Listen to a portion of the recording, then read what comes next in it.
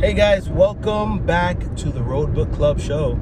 It's not Road Book Club show. It's called the Road Book Club. And welcome back to the channel where we talk as peers about what we're learning. I've been reading books. I'm sharing what I've been learning on the books. If you want to partner with me on those books, then purchase them, and let's talk about it. Or Google it and see what you find, and let's talk about it.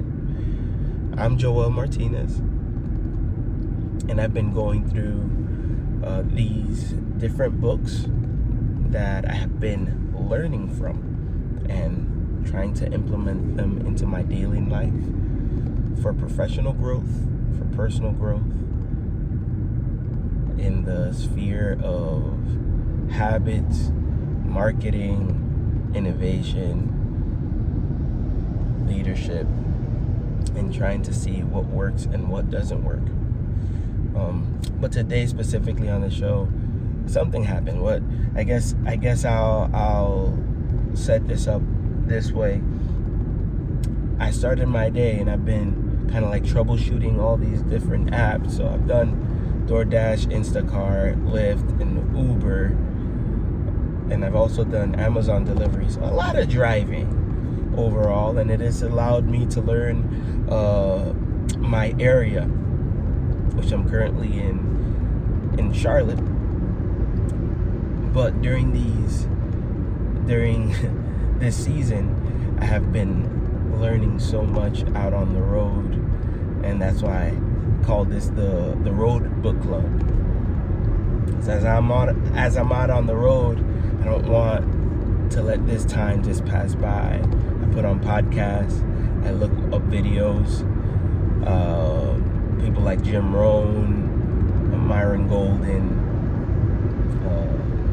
Simon Sinek, and people of the like, and just things that kind of like motivate, inspire. And it's been a journey, and it continues to be a journey. It continues to be a growth process for me.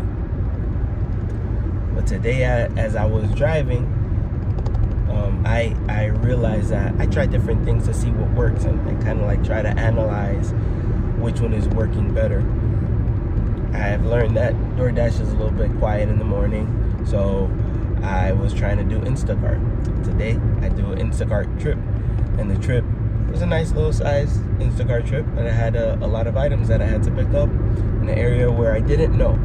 So I'm going in there blind, and I'm really trusting the app. I'm trusting the technology to guide me along the path. And what I learned a couple of things today after I kind of processed it, and I wanted to share them with you. I picked up this batch. They're called batches, and the batch had two orders in them, and it was a well-sized batch. And I started doing this. I'm thinking I'm gonna be out of here in less than an hour, and it'll be good. As soon as I started doing the batch, I realized where there were some errors. Things were not where they were supposed to be, and I was out of my way, way out of my area where I work, and I was doing two different batches, a lot of heavy things. So what I'm trying to get at is that there were a lot of things that are already kind of like stacking up, not in my favor. But due to these processes of working on myself and watching informative videos on how to navigate difficult situations and what you're supposed to do during adversity, it's like you can react a certain way, and you choose how the situation is going to bring that reaction out of you. You can control yourself in that moment. This thing is shaking. I heard something really cool the other day, which was like, things are not hard. They are just what they are. So I decided to kind of like control myself out, stop griping about that it wasn't a good batch, it wasn't this, it wasn't that. And I was like, it is what it is. And I'm not coming out losing because I'm learning from this experience. And I'm able to adjust the next time that I have to take a batch. And I'm coming from a position of experience now. That goes into a lot of places in our lives, and I think I can say that today was a learning. It was a learning curve for sure. Now I'm gonna make another correlation. This was a story with my son. Son's 7 years old right now, and I remember we're getting up in the morning and we're about to make breakfast, and I was gonna make eggs, and he goes, Daddy, can I crack the egg? I'm like, sure, come on and learn how to crack an egg. And then he gets everything ready. I'm heating up the pan. We gotta wait for the pan to heat up, and he's spinning around the egg. It's about to fall on the floor, but I tell him we're not playing with that because it could crack. So he stops and we wait for it to heat up. We're getting everything else ready, and he's like, okay, now it's time. Be careful, the pan is hot. He cracks the egg, and then as he tries to crack it, he cracks it a little bit on the edge of the pan, and then he tries to crack it, but doesn't know how to do it. It kind of explodes the egg. It explodes everywhere, right? Crushes it. And the egg, half of it falls into the pan, and half of it fell onto the stove. And he likes yolky egg, and the yolk was broken. She was like, I want the yolky egg. And I was like, oh. I was like, well, and me, trying to be practical, I was like, well, half of it is in there already, so let's cook this one up and you can eat that. He's like, no, I want the yolky egg. And he begins to get upset. And gets really upset. And we're like, oh no. I'm like, well, we can't react like that. And I'm trying to correct them, navigating the situation as best as I could. And it escalated to the next level. So, long story short, we circle back and we say, I talk with my wife and say, how can we come to an agreement with what we're gonna do with this egg situation? He wants the yolky egg, and then she was like, well, see, go back and try to show him how to do it with another egg. I'm like, okay, let's go back. And I go, he wipes the tear from his eyes because he threw a little bit of a tantrum, and we go back and I show him, like, this is how you do it. You can't crush the egg. You kind of have to. I show him my very specific technique to get the perfect egg every time. And we get the yolky egg. We get our yolky egg. The day is saved. But better than that, to me, is being able to see where he was and what he wanted to do, and understanding that he had something in his mind. He wanted his yolky egg, and I had something in my mind. I was like, well, the egg is, I'm a little bit old school in that regard. I was like, we got half an egg. What's the problem? I'm still, the Lord's working in me, right?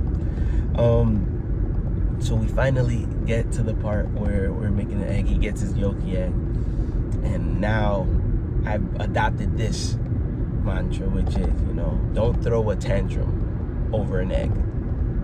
It's just an egg. Okay, you can use another egg. It doesn't have to be a big deal, But when you think that the egg is massive and it's everything, and you don't get that thing that you wanted, then it feels like it's something that is huge that is missing when you were expecting one thing. So sometimes I think that you have to step back and say, the egg is not the problem here. There's something more profound going on, and then looking at it from that perspective. So yeah, that's something that I wanted to talk about today, because a lot of the times in life, even as adults, as men and women, we go at things and think that they're huge situations, that sometimes they don't work in our favor, and we could get upset. Sometimes we're human. We get upset, and we begin to like internally throw a little tantrum. I like to believe. I have this belief. Not that I like to believe. I have this belief that we're human, and even though we get older and we grow up, there's still like that child within us. I see it every single day while I'm driving. When you're driving and you see a car just kind of like cut you off, and the car sees you there, they don't put their blinkers, it's like a child that says, hey, I'm going this way, and I'm gonna go there whether you want to or not. That's very childlike. And same thing, it happens to all of us. I've done it before, so let's take the time to analyze and see what works and what doesn't work. And that takes just kind of like practice and stepping back. Let me know if this makes sense. Let me know what you think in the chat. Let me know if it resonates with you, because we've been going through a lot of stuff, and we all go through a lot of stuff. And my goal here is to be able to share this with you and let you know that you're not alone in your situation, and that you can always partner with people who are saying, hey, let's talk about it. How can I help you to get to your goals, so that we all are able to grow and we're all able to expand in our thought process. Yeah.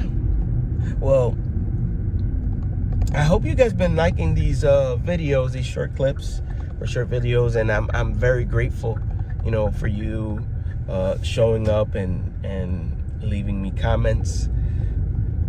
I hope I've been replying to them in time, and I look forward to getting better at that. I look forward to communicating more. Another thing that I wanted to talk about, it's not really in the same vein of it. As a matter of fact, I'll leave it for another video. And I look forward to hearing from you guys. Again, feel free to share this with anybody who you think could use this message. This is a real, unedited message from a person, who's trying to connect. And that's my goal. My goal is to connect and spend time with you guys. Even if it's just one day, wherever you decide to pop in, whether it's the first video, whether it's the 100th video. Let's connect. I told you the beginning might be a little bit cringy, but it's gonna get better. Stick with me, and it will get better. I look forward to hearing